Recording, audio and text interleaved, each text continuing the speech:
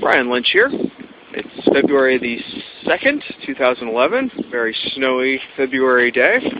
I'm here in my backyard, going to give a brief overview of some of the fruit trees that I have planted here, and some of the differences between planting in one's backyard as compared to in a piece of land dedicated to simply growing fruit trees.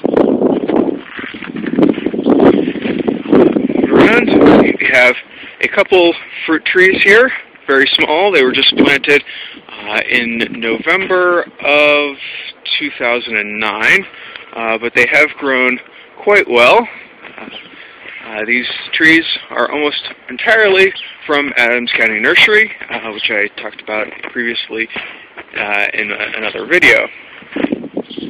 The trees here are spaced at about 15 feet apart, which for the rootstock of M106 or M111, that's a little bit too close, but it's almost within the range of acceptability, so they are packed in a little bit closer than is optimal, but since this is a backyard orchard, we can or it's a lot easier to prune them.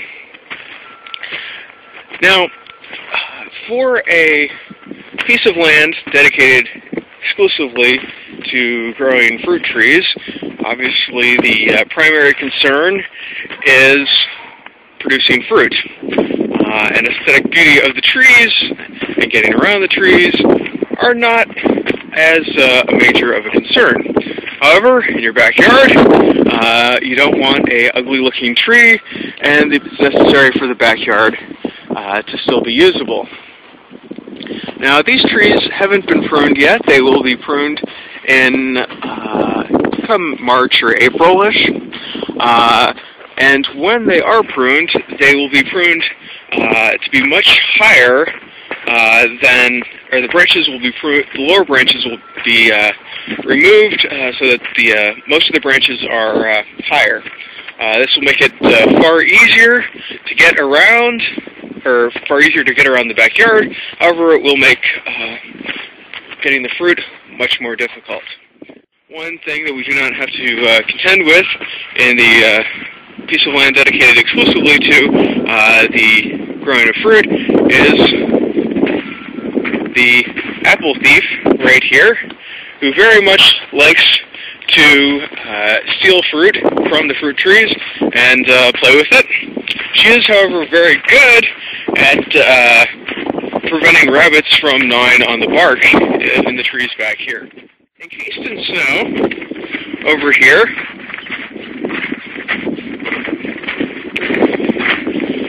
are two 275-gallon IBC totes.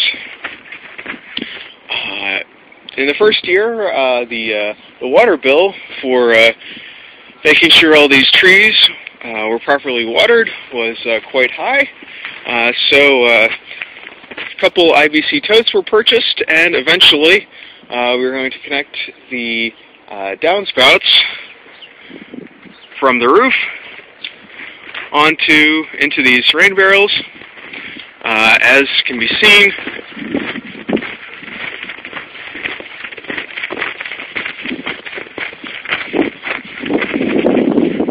over here, this rain barrel will collect 275 gallons of water and can be used to then water these trees and whatever else we wish to grow. Considering it costs about $8 per 1,000 gallons of water, and the rain barrel, or these large IBC totes, cost only $60. If we fill them up and drain them about 20 times, they pay for themselves. Here in the backyard, along the chain link fence, we are also growing several varieties of grapevines. This location is not an ideal one for growing grapevines because we have a tree here along with several evergreens. And also, you can see a very large tree over there. So these grapevines are not getting full sun. However, even though it's not the best location for them, they do mask the chain link fence in the summer, spring, summer, and fall, and they make it look a lot nicer than it would otherwise be. So even though they are not ideally suited for fruit production, they do help make the backyard look a lot nicer than it otherwise would be. Here on the side of the house, we have a grapevine trellis that has been created. We've got 3 grapevines growing here, and although they're not doing very much to hide this particular side of the house, in the winter, in this fall, spring, and summer, they do make this area look a lot nicer, and they do provide a couple grapes. We also have 3 pear trees. We tried to get at least 3 of each variety that we purchased. That's for cross-pollination, and just in case one of them didn't survive, we would have at least 2 trees to cross-pollinate each other. Additionally, the benefit of having multiple varieties of trees is that, we get to enjoy numerous types of fruit, especially at different times of the year.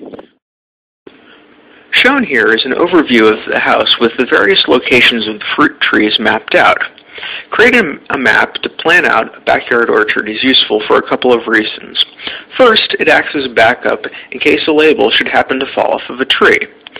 Second, a map ensures that the trees are properly spaced out and that you're making the best use of the land that you have available.